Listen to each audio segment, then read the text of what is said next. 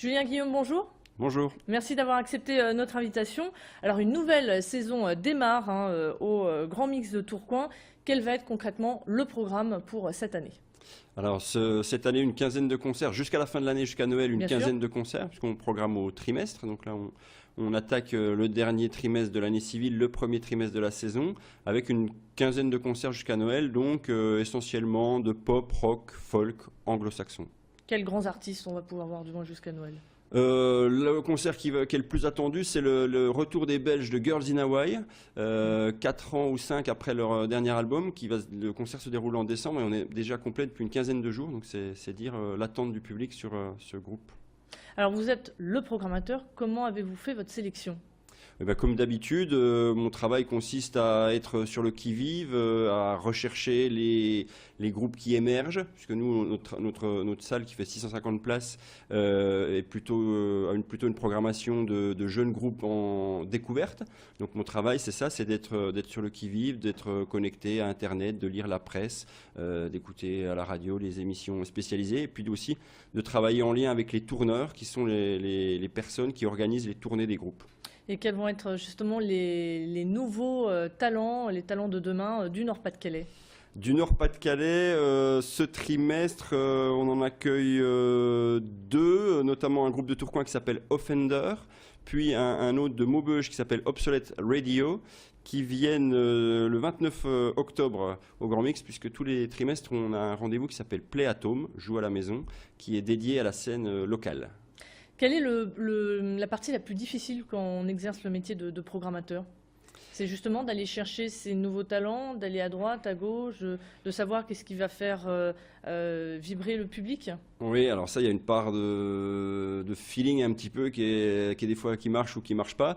Donc ça, il y a un petit peu une part d'irrationnel puisque on cale les groupes 3 ou 4 mois avant leur venue et il se passe des fois les groupes n'ont pas encore sorti d'album, donc on n'a que quelques titres à écouter sur le net. Donc il faut se dire est-ce qu'on le fait, est-ce qu'on le fait pas, est-ce que ça va marcher, est-ce que ça va pas marcher. Ça part aussi sur une relation de confiance, j'imagine. Oui, avec les tourneurs notamment qui nous proposent les bons groupes et puis aussi avec le public qu'on a réussi à fidéliser ces dernières années et qui nous suit dans nos choix même d'artistes les plus émergents. Alors il y a une grande nouveauté quand même pour cette année. Oui, C'est là pour les Inrocks. Comment ouais, vous c'est avez ça. fait parce que c'est quand même une belle histoire. Oui, c'est chouette d'accueillir donc le festival des Inrocks qui se passe donc à Paris et en province. C'est un festival itinérant et nous on accueille deux dates les 7 et 8 novembre. Ce festival, c'est vrai que traditionnellement il se passait à l'aéronef de Lille, mais cette année ils ont choisi de venir à Tourcoing et au Grand Mix puisque la programmation est quand même assez pointue et que l'aéronef était un petit peu grand pour ces soirées et qu'également c'est aussi pour nous la récompense d'un travail effectué depuis une dizaine d'années sur ces esthétiques, les esthétiques défendues par ce magazine. Donc c'est un juste retour des choses et une bonne chose que ça se passe enfin à Tourcoing. Et on peut espérer peut-être aussi l'année prochaine avoir ce festival-là toujours chez vous au Grand Mix. Oui. Alors on va déjà voir comment cette première édition se passe, mais il n'y a pas de raison qu'on ne garde pas ce beau rendez-vous à Tourcoing. Alors, autre grande date, c'est quand même le 17 novembre, puisque ce sont les bénévoles qui assureront la programmation. Oui, c'est ça. Donc le Grand Mix, c'est une salle de concert qui est gérée par une association à but non lucratif et qui fait appel à une quarantaine de bénévoles qui vient nous donner un coup de main sur les concerts, que ce soit à la billetterie, au bar. Et une fois par an, on leur confie les clés et c'est eux qui organisent la soirée. Alors cette année, ça va se passer comment? Cette année, ça va se... Alors, je ne sais pas, parce que moi je ne suis pas bénévole, donc on le verra le soir même. En tout cas, c'est le soir même, on le sait quand même un petit peu. Non, on le sait, mais là, ils sont en train de travailler sur une décoration spécifique. Voilà. Soirée à thème? Oui, soirée à thème. En tout cas, leur choix s'est arrêté sur un groupe canadien qui fait de l'électro, qui s'appelle Ostra. Qui est un chouette choix, puisqu'on avait, quoi qu'il arrive, envie de le faire. Donc on les remercie d'avoir pensé à ce groupe. Alors justement, dans votre métier de programmateur, vous êtes aussi amené à bouger à l'étranger. Vous êtes parti aux États-Unis? Pas encore aux États-Unis, malheureusement. Je suis allé une fois à Montréal. Et puis après, je vais en Europe, en Angleterre ou aux Pays-Bas.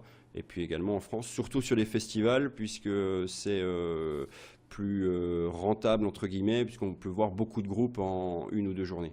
Alors demain sera à l'affiche donc Bertrand Belin qui sera en concert donc au Grand Mix de Tourcoing. Je vous propose d'ailleurs d'en découvrir un petit extrait.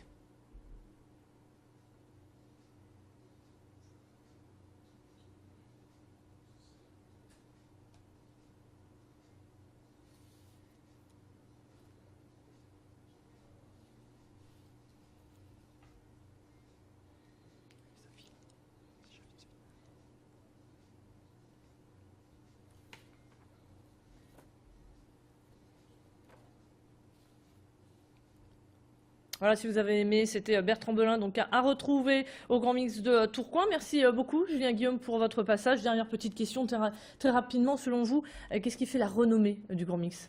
Je pense la qualité du son et la jauge et le fait que le bar soit dans la salle, ça en fait un lieu convivial. Et la sélection de la programmation qui Bien est évidemment. tout à votre honneur.